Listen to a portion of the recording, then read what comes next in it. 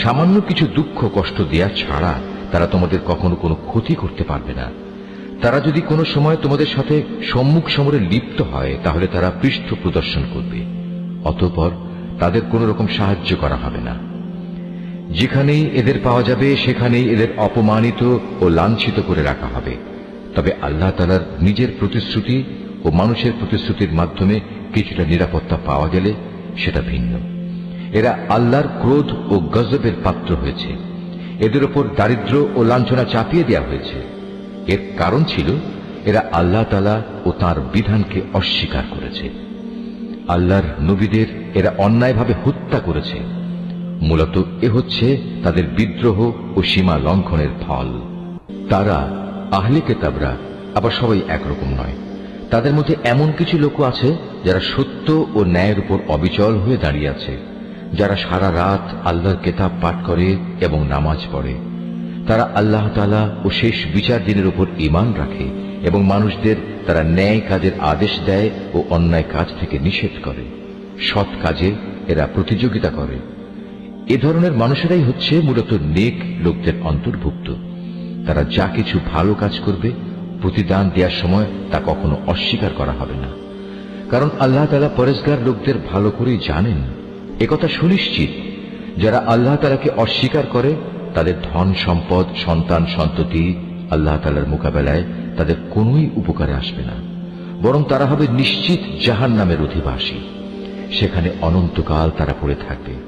এ ধরনের লোকেরা এ দুনিয়ার জীবনে যা খরচ করে তার উদাহরণ হচ্ছে যারা নিজেদের উপর অবিচার করেছে সেই দলের শস্য ক্ষেত্রের উপর দিয়ে প্রবাহমান হিম শীতল তীব্র বাতাসের মতো, যা তাদের শস্য ক্ষেত্র বরবাদ করে দিয়ে গেল। মূলত আল্লাহ তাআলা তাদের উপর কোনোই অবিচার করেননি, বরং কুফরির পন্থা অবলম্বন করে এরা নিজেরাই নিজেদের উপর জুলুম করেছে। হে ঈমানদার ব্যক্তিরা, তোমরা কখনো নিজেদের দলভুক্ত লোকজন ছাড়া অন্য কাউকে নিজেদের অন্তরঙ্গ বন্ধু হিসেবে গ্রহণ করো না, কেননা এরা তোমাদের অনিষ্ট সাধনের কোনো পথই অনুসরণ করতে দ্বিধা করবে না। তারা তো তোমাদের ক্ষতি ও ধ্বংসই কামনা করে। তাদের জঘন্য প্রতিহিংসা ও বিদ্বেষ তাদের মুখ থেকেই এখন প্রকাশ পেতে শুরু করেছে। অবশ্য তাদের অন্তরে লুকানো হিংসা ও বিদ্বেষ বাইরের অবস্থার চাইতে মারাত্মক। আমি সব ধরনের নিদর্শনই তোমাদের সামনে খোলাখুলি বলে দিচ্ছি। তোমাদের যদি সত্যি জ্ঞান বুদ্ধি থাকে তাহলে তোমরা এই সম্পর্কে সতর্ক হতে পারবে। এরা হচ্ছে সেসব মানুষ যাদের তোমরা ভালোবাসো, কিন্তু তারা তোমাদের মোটেই ভালোবাসে না। তোমরা তো তোমাদের আগে আমার নাজেল করা সব কয়টি কিতাবের উপরও ঈমান আনো, আর তারা তো তোমাদের কিতাবকে বিশ্বাসই করে না। এই মুনাফিক লোকগুলো যখন তোমাদের সাথে সাক্ষাৎ করে তখন বলে, হ্যাঁ আমরা তোমাদের কিতাবকে মানি।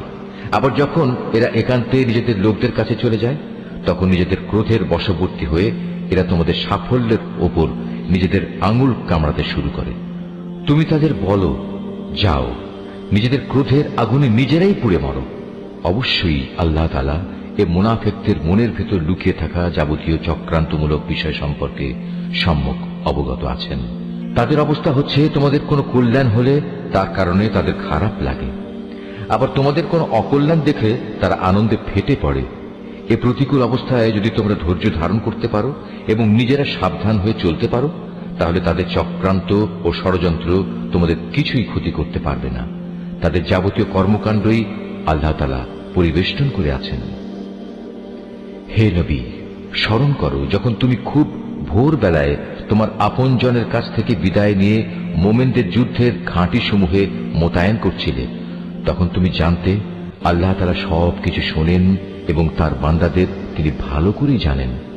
বিশেষ করে সেই নাজুক পরিস্থিতিতে যখন তোমাদের দুটো দল মনোবল হারিয়ে ফেলার উপক্রম করে ফেলেছিল, তখন আল্লাহ তাআলাই তাদের উভয় দলের সেই ভগ্ন মনোবল জোড়া লাগাবার কাজে অভিভাবক হিসেবে মজুদ ছিলেন। আর আল্লাহর উপর যারা ঈমান আনে তাদের তো সর্বাবস্থায় তার উপরে ভরসা করা উচিত। এই ভরসা করার কারণেই বদরের যুদ্ধে আল্লাহ তাআলা তোমাদের বিজয় ও সাহায্য দান করেছিলেন। অথচ তোমরা জানো তোমরা কত দুর্বল ছিলে। অতএব আল্লাহকে ভয় করো। আশা করা যায় তোমরা আল্লাহর কৃতজ্ঞতা আদায় করতে সক্ষম হবে।